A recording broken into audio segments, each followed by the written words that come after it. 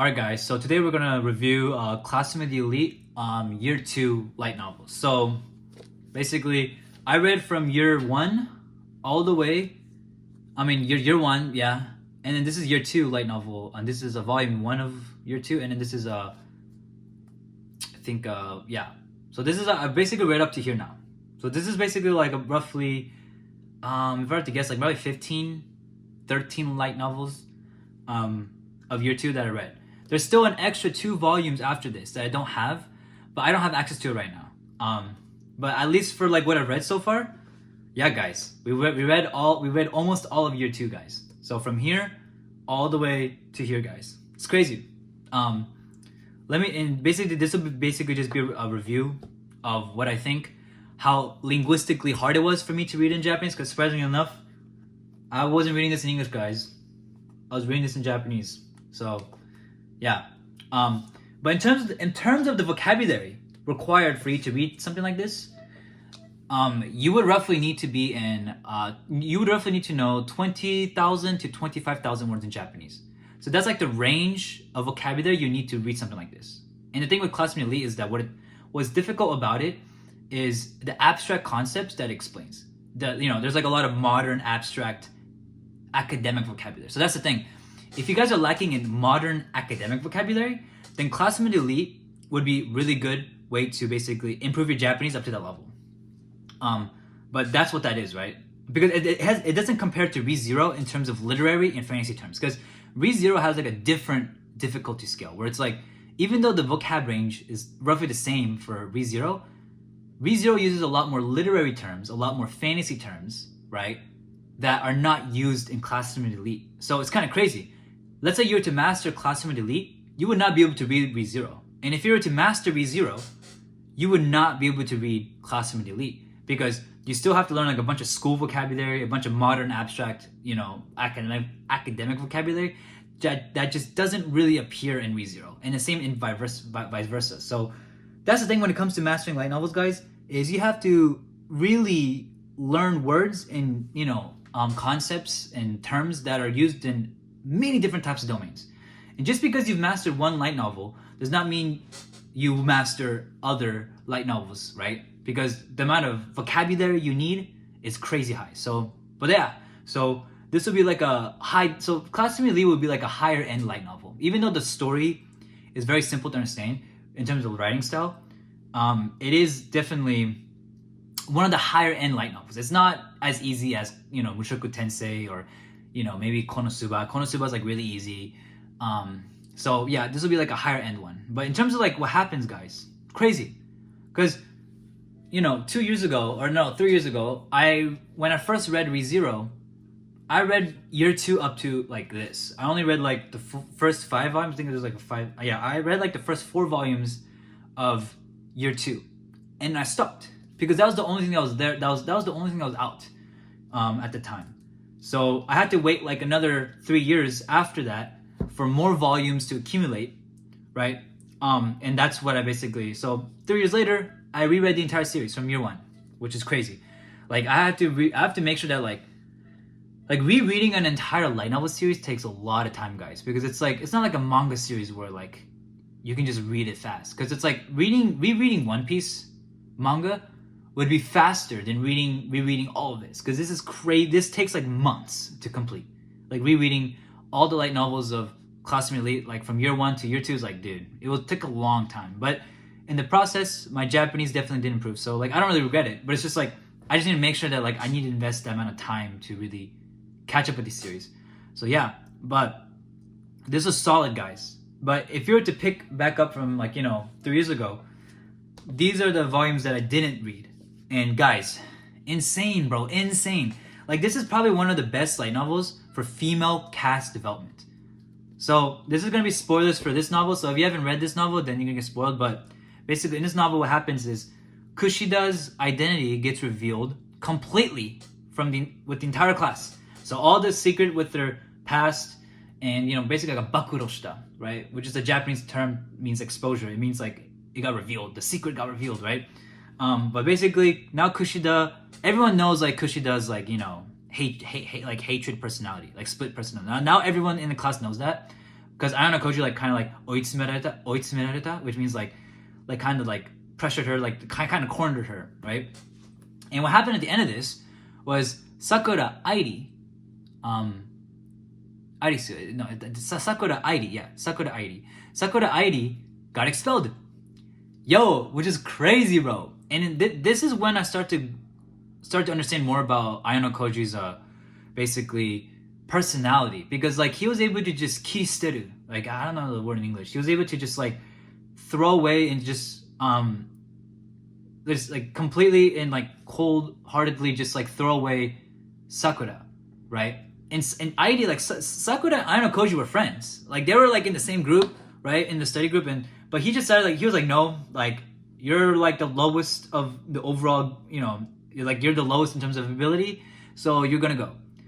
Which is kind of hard, right? Because it's like that, because you could tell like Hasebe, like Haruka, right, was really upset, bro. Haruka was really upset, like, you know, and that's the thing, guys. It's really, oh my god, and it kind of makes sense because it's like that's when like, and then having Haruka's development too, like we had like a moment where like after she got expelled, Haruka had to basically go through some development in terms of character, right?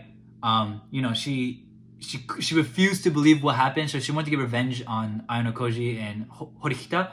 But like, you know, after realizing that like Sakura actually like, you know, basically got back up from that, and now she's like an idol, like outside of school, like that kind of like motivated her to stand back up. Even though she still has a grudge on like, you know, Ayano Koji, but like that group just kind of going in shambles. Yeah, it was crazy, guys. Like the female development in this entire series is insane, right? And then we go into, yeah, this is basically when they do the Taikusai, and then this is the Bunkasai. But guys, in this, I think here, this is when Yagami, he was part of the White Room, but he got expelled by freaking Ayano Koji, like literally, bro, it was insane. Like when Yagami like just unexpectedly got expelled, which is freaking insane. But it's like as if like Ayano Koji like planned the entire thing, bro. It's actually crazy, you know. But I was shocked about everything that happened, because I was like, yo, Yagami got expelled, freaking, you know, Arisu got freaking expelled. Like everyone's just getting freaking expelled now, bro. It's like, what's going on? But I really love that character arc that happened with Airi's expelled, like, you know, her being expelled, and then Haruka's like reaction towards that, right? Like that entire like mini like kind of development there, like I really liked. And then after this, we go into the Shugaku Ryoko, right, which is basically where they travel to Hokkaido. And in this, at the end of this novel, basically, Ichinose basically had a really strong character development. Like I was shocked, bro, because Ichinose, like, you know, she's a likable character, but she didn't really have like any character development per se, right? She kind of remained the same personality, the same characters from day one. But starting from this, when she's basically been cornered by the other classes, and you know, she likes Ayano Koji, but she figured out that Ayano Koji had a girlfriend already, Kei, right? So now everyone's just like, now she's kind of like, yeah, now she's really just like,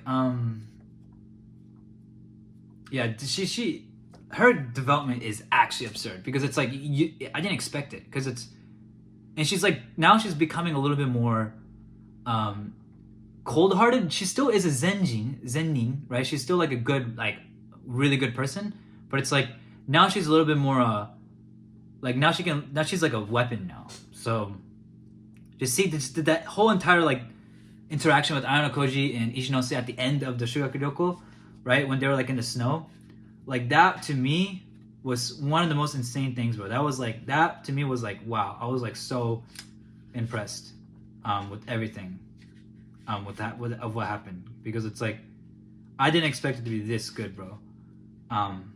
You know, like that's what I realized, like the true strength of this entire series is the female cast. The female cast, there is no other light novel, no other anime, manga that has as good as a female cast as this.